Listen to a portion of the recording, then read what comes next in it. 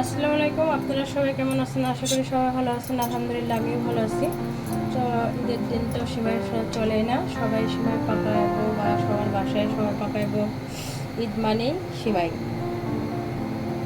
তো আমি যেভাবে আসলে নারকেল দিয়ে ভুনার সিমাইটা পাকাই এটা আপনাদের সাথে শেয়ার করবো। এখানে দিয়ে দিলাম তেল, এবার আমি সিমাইটা ভেজে নেব। তো সিমাইটাকে প্রথমে অল্প অল্প করে ভাজতে হবে, একলগে অনেকগুলো ভাজা যাবে না।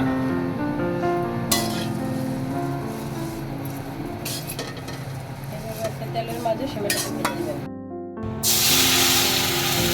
এখানে আমি একটু পানি নিয়ে নিলাম, দিয়ে দিচ্ছি তেজপাতা, এলাচের গুঁড়া আর দারচিনি।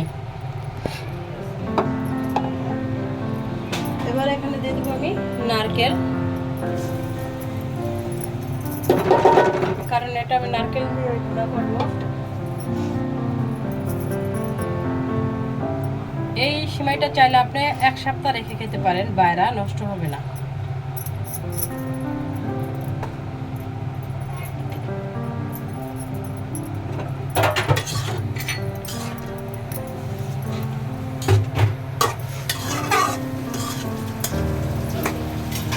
এখন আমি দিয়ে দেবো এখানে চিনি।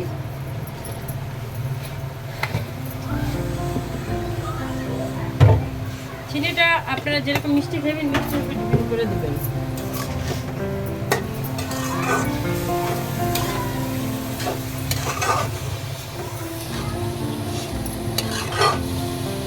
এর সাথে দিয়ে দেবো আমি মিষ্টিটা ব্যালেন্স করার জন্য হালকা একটু লবণ।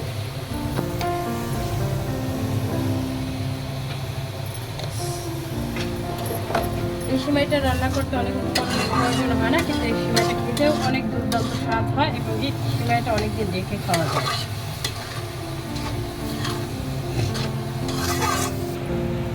এখন আমি এই নারকেলটার মাঝে 2 চামচের মতো ঘি দিয়ে দেবো। ঘিটা এই কারণে দিবেন, ঘ্রাণটা ভালো হবে এবং সিমাইটা খেতে ভালো লাগবে। দিয়ে দিলাম আমি 2 চামচ ঘি, 3 চামচ।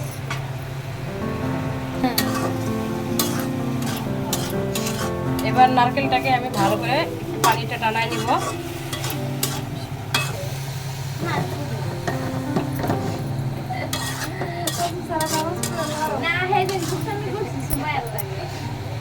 তো আমি কিন্তু নারকেলের ভিতর থেকে আপনার সব মশলাগুলো তুলে উঠে ফেলছি, যে গোটা মশলাগুলো দিয়েছিলাম সবগুলো উঠে ফেলছি।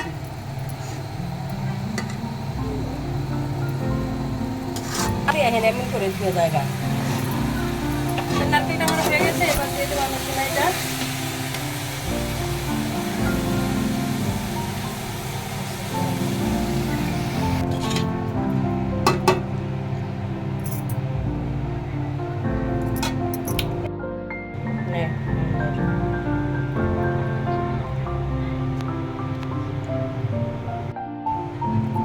তো হয়ে গেল আমার সিমাইটা রান্না করা।